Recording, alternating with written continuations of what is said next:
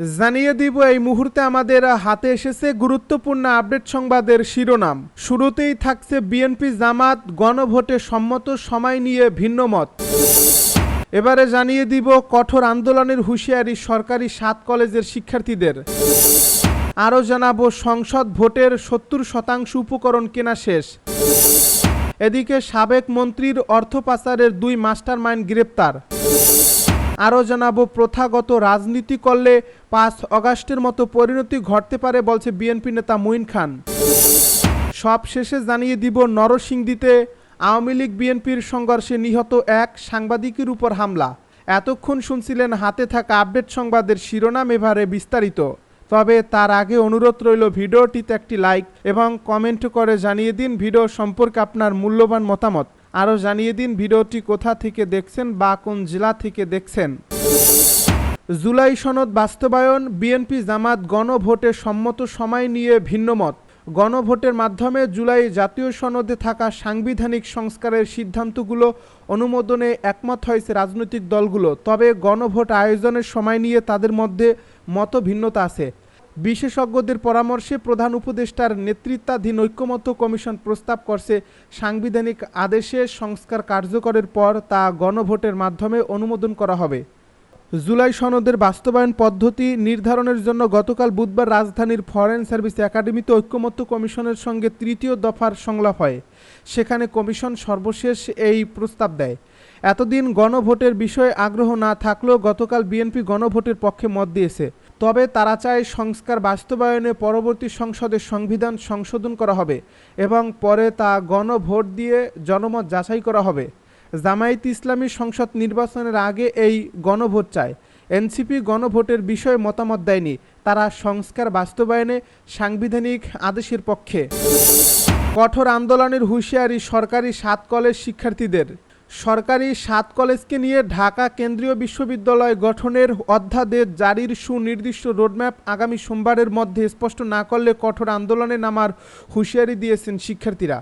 বৃহস্পতিবার ঢাকা কলেজের শহীদ মিনারের সামনে সংবাদ সম্মেলন করে এই হুঁশিয়ারি দেন তারা।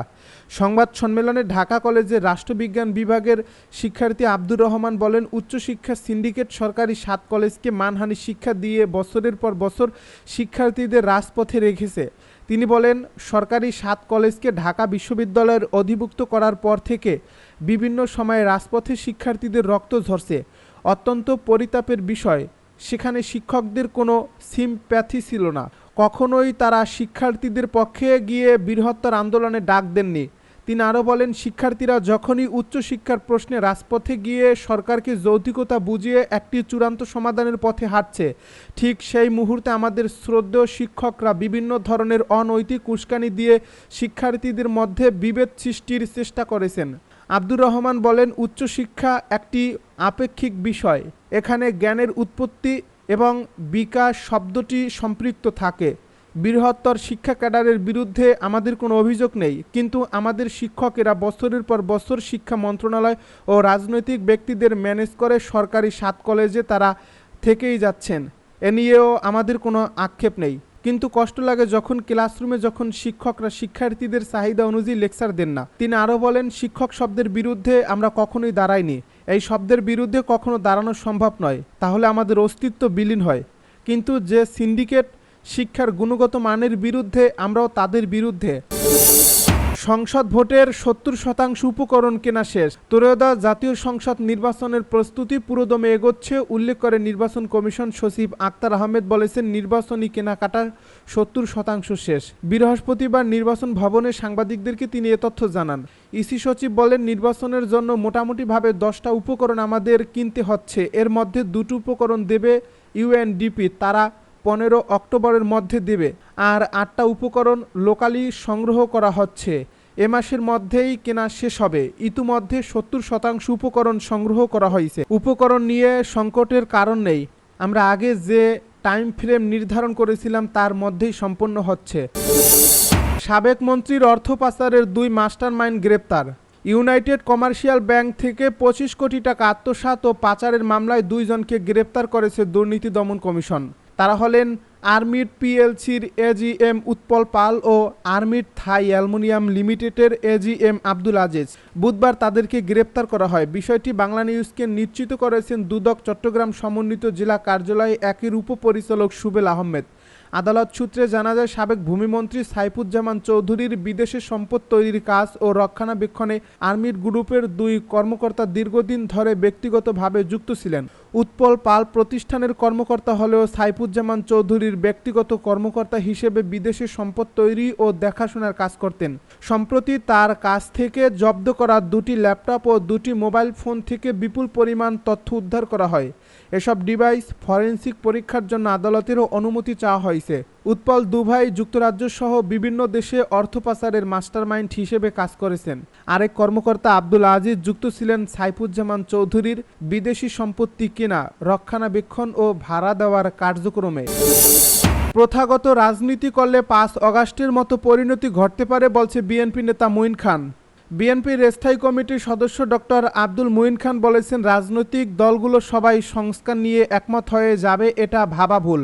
সবাইকে ঐক্যমতে এনে গণতান্ত্রিক প্রক্রিয়ার ধারণায়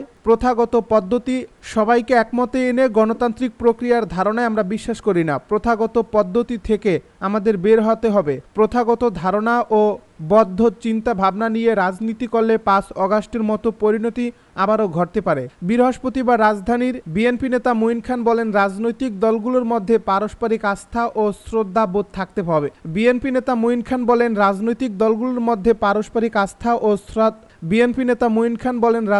দলগুলোর মধ্যে পারস্পরিক আস্থা ও শ্রদ্ধাবোধ থাকতে হবে, অন্যথায় সংস্কার কাজে আসবে না। সবাইকে খোলা মন নিয়ে আলোচনায় বসার আহ্বান জানান তিনি। সেই সঙ্গে চলমান সংস্কার প্রক্রিয়ার সংস্কার প্রয়োজন বলেও মন্তব্য করেন ডক্টর মঈন খান। বিএনপির এই জ্যেষ্ঠ নেতা বলেন, যুদ্ধগত নিরাপত্তা নিশ্চিতে প্রযুক্তির ব্যবহার বাড়াতে হবে। এছাড়া জ্বালানি, খাদ্য, গণমাধ্যম ও সামাজিক যোগাযোগ মাধ্যমে ব্যবহারের নিরাপত্তা নিশ্চিত করতে হবে। নরসিংদীতে আওয়ামী লীগ বিএনপি সংঘর্ষে নিহত 1 সাংবাদিকের উপর হামলা।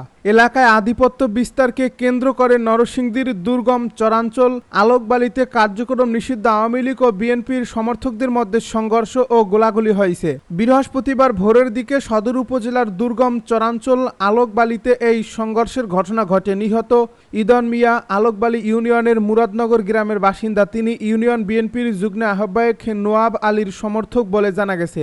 এদিকে ঘটনার সংবাদ সংগ্রহের সময় যমুনা টিভির সাংবাদিকের উপর হামলা চালিয়েছে নিহতের স্বজনেরা। পরে তাকে উদ্ধার করে হাসপাতালে চিকিৎসা দেওয়া হয়। এই ঘটনায় সাংবাদিক সমাজে অসন্তোষ বিরাজ করছে। পুলিশ ও নিহতের স্বজনেরা জানান, এলাকায় আধিপত্য বিস্তার ও মেঘনা নদী থেকে বালু উত্তোলন নিয়ে আলোকবালি ইউনিয়ন আওয়ামী লীগের সভাপতি আসাদ আলীর সঙ্গে ইউনিয়ন বিএনপির যুগ্ম আহ্বায়ক নোয়াব আলীর সঙ্গে দ্বন্দ্ব চলে আসছিল। এরই মধ্যে 5 অগাস্টের পর আওয়ামী লীগের নেতাকর্মী ও সমর্থকরা এলাকা ছেড়ে পালিয়ে যায়। 1 বছর পর বৃহস্পতিবার ভোর রাতে আওয়ামী লীগের লোকজন পুনরায় গ্রামে ঢোকার চেষ্টা করে। এতে বিএনপির লোকজন বাধা দিতে গেলে তাদের সঙ্গে সংঘর্ষ বেঁধে যায়।